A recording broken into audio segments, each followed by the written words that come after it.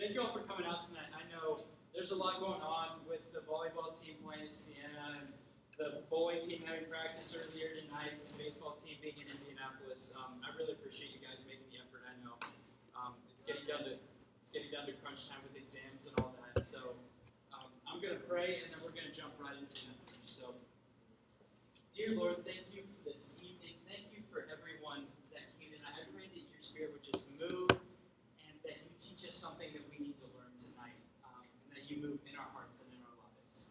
In your name, Lord Jesus. Amen. So, the past couple weeks, I've been talking about some really big, ambiguous ideas like trust and control and things like that. But tonight, I want to talk about something a little more down to earth, and that's friendship. I want to talk about friendship tonight. So, I was thinking about just the friends in my life, and I was thinking about high school. And in high school, I had a lot of friends because I was on the football team, so I was friends with most of the football players. I was on the wrestling team, and I was friends with all the wrestlers. And I was on the baseball team, so I was friends with all the baseball players. And I was just friends with a lot of different groups because, that's who I spent a lot of time with. And I wasn't intentional about those friendships, yet I still, had those friendships because that's where I was spending time. But there were three or four that were, really important to me. And those were friendships that, kind of transcended those sports. There were friendships that, I tried to cultivate and I tried to be intentional about. Because I knew, spending time with these four guys was really important to me in my growth. And so, Chloe, if you go to the next slide, we all have relationships, right? As people, we all have relationships. We're relational people. We all have friendships. But few of us have intentional relationships. And that means that a lot of us just kind of form relationships where, we go in life. So, if I'm in a class, I'm friends, I have relationships with people in those classes. If I'm on a team, I have relationships with people on that team because that's where I spend my time. Yet, we're not intentional about forming relationships that are really healthy and important to us. And Chloe, if you go to the next slide, relationships are some of the most important things in our lives. So why are we not more intentional about who we're spending time with? About who we allow to influence our life? That should be a really big deal to us. And if we look at a passage in 1 Kings 12, let me set it up real quick before we go to the verse. There's this king, his name's Solomon. And Solomon's this wise king. He builds this beautiful temple for God. He builds a beautiful city, and he makes his people work a lot. And Solomon ends up getting old. He passes away, and his son takes over. His son Rehoboam takes over. And when Rehoboam takes over,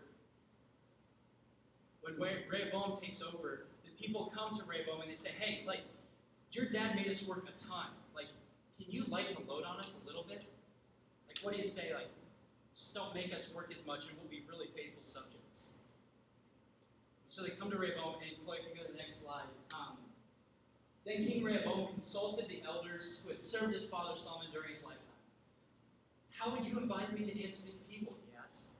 So he turns to these elders. He's like, hey, what do I do? And they replied, if today you'll be a servant to these people and serve them and give them a favorable answer, they will always be your servants. So they're like, hey, listen, give the people what they want, and they'll follow you. They'll be loyal. But Rehoboam rejected the advice the elders gave him and consulted the young men who had grown up with him and were serving him. So he's like, I don't trust these old guys' advice. I'm kicking them out. I'm listening to my friends. I'm listening to the dudes. I'm listening to my boys that I grew up with. That's what he says. And so if you go to the next slide, he's like, all right, guys, bring it in. What do you think I should do? And they're like, the young men who had grown up with him replied, these people have said to you, your father put a heavy yoke on us, but make our yoke lighter. Now tell them, my little finger is thicker than my father's weights. My father laid on you a heavy yoke. I will make it even heavier. My father scourged you with whips. I will scourge you with scorpions. So they're like, yeah, tell them that you're going to be hard on them. Tell them that you thought my dad was hard. I will be double. And what happens through this whole situation is Rehoboam listens to his friends, and he ends up losing his kingdom. These people rebel against Rehoboam and take the empire away from him that he was given by his father because he listened to the wrong people in his life. So my question to you tonight, Chloe, you can go to the next slide, is, Rayvon, listen to the wrong people. Who are you listening to in your life? Who are you allowing to influence your life? Because I think we've all heard, like, the motivational speakers say, like, you show me your friends, I'll show you your future. Have we all heard that? That was kind of harped on when I was growing up. And there's something about true friends. Like, true friends will tell you sometimes what you don't want to hear. But that's what they think is right for your life. They will tell you what's hard for you to hear because they care about you. And maybe there's some of you tonight that have friends that will tell you whatever you want to hear because they don't want to have conflict with you. But a friend told me once, like, it's important to value that person over your friendship with that person. And true friends do that for you. And if you go to the next slide, there's another passage. Proverbs 13:20 says, "He who walks with the wise grows wise, but a companion of fools suffers harm." So basically, this is saying, like, you become who you're walking with. You become who you do life with. And Chloe, go to the next slide, please. You become who you walk with. This is written by Solomon, the wisest man that ever lived. And he said, listen, you become who you spend your time with.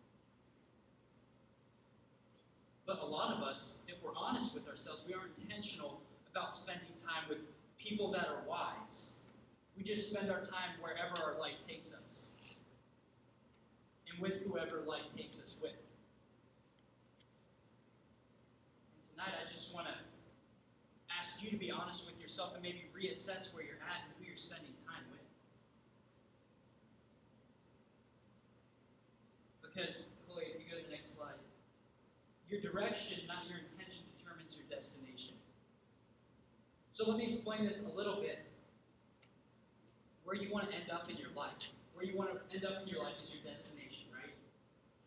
But a lot of times, we have this intention to end up in a certain place. We get in our car, we have an intention to go to a certain place, but our direction takes us elsewhere. For example, the other night I was talking to Chloe on the phone, and she was supposed to come here to the school, and she's like, oh, I'm at church right now. I drove to the church, and I don't really know why. Like, her intention was to come to school, but somehow her direction took her to the church. I don't know how. But in life, that tends to happen to us sometimes. Because every day, you're becoming somebody. Every day, you're becoming your future self. And that was a tough thing for me to wrap my mind around. Like, tomorrow, I'm going to be becoming somebody different than who I am today. And if we want to see growth in our lives,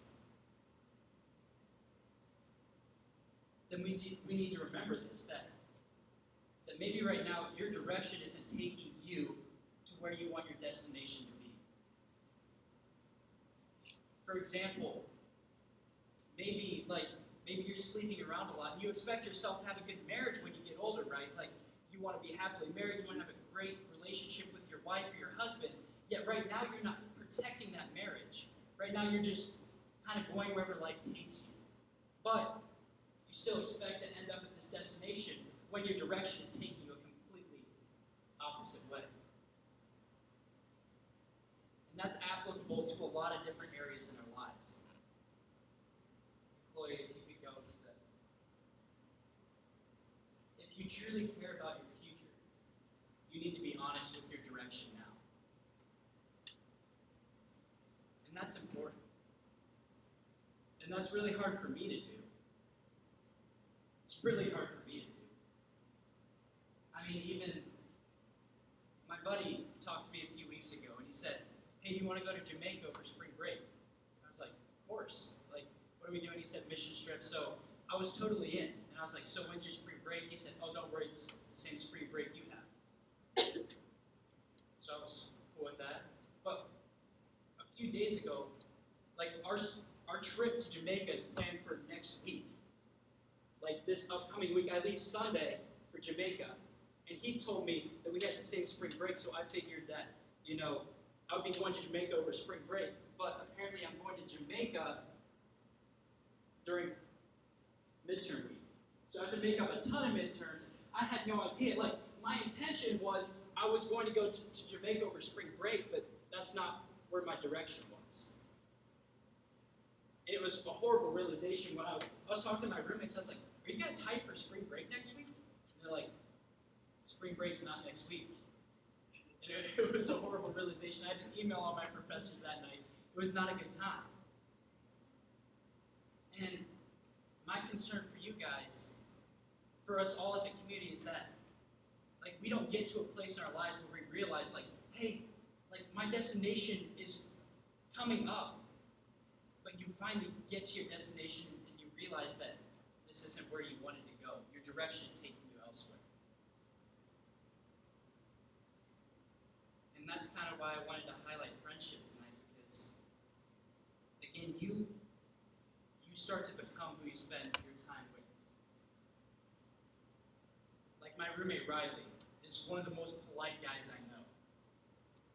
And by spending time with him, I've become a lot more polite. My friend Danny Cruzel, who was here last semester, you all know Danny, he always had these sayings like kick rocks, pound sand, he always said that. And spending time with him, I started to pick up those sayings and started to say those things that he was saying, because that's what happens when you spend time with people. You start doing what they do, you start saying what they say, you start becoming who they are. There was even a study out, a motivational speaker said, if you take your 5 closest friends and average out their income, that will be your income. So even your success can be dictated by who you call your closest friends. So who are you surrounding yourself with?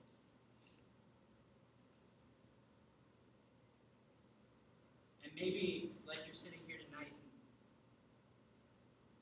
you say, Ryan, I'm cool with who I'm spending time with. I'm fine with where my destinations take me right now. I don't need to be honest with myself about where I'm headed. I just like where I'm at now. I'm going to keep doing what I'm doing now. And that's okay. I'm glad you're here, but I just don't want you to end up in a place where you think you've arrived and you have no fulfillment. And we know that Jesus said, I am the way, the truth, and the life. And so, our direction should be pointed towards Him, because He is the way, He is the destination and the direction for our lives. And with that said, we're doing small groups. We're starting small groups for Rise. And if you're like, man, maybe I need to start surrounding myself with people that want to have some growth in their lives, maybe spiritually. Maybe you want to talk to some of the leaders after I pray here tonight and say, I want to be involved in a small group because I want to surround myself with people that want to grow. I want to surround myself with people that are seeking truth. There was a podcast I listened to, a man named Bob Goff was talking, and he said, I regularly have conversations with myself 10 years from now. And I was like, how often do I say, I'm 21 now, how often do I have conversations with Ryan, who's 31 years old, in my head and say, who do I want to be when I'm 31? And do my actions line up with who I want to become? And if they don't, that's okay. It's never too late to make a change. And if that's where you're at tonight, talk to me after this. That'd be a really great discussion to have. And again, it's really important to be honest with yourself. So with that said, I'm going to close in prayer, and then we have Oreos. I saw carrot cake Oreos at the store, so I bought some. You guys should definitely try carrot cake Oreos. I have no idea what they're going to taste like, but I'm kind of excited to try it. But with that said, I'm going to pray. God, I thank you for the opportunity to be here tonight. I thank you for the opportunity to just be in community and in fellowship with everyone that came here. I pray that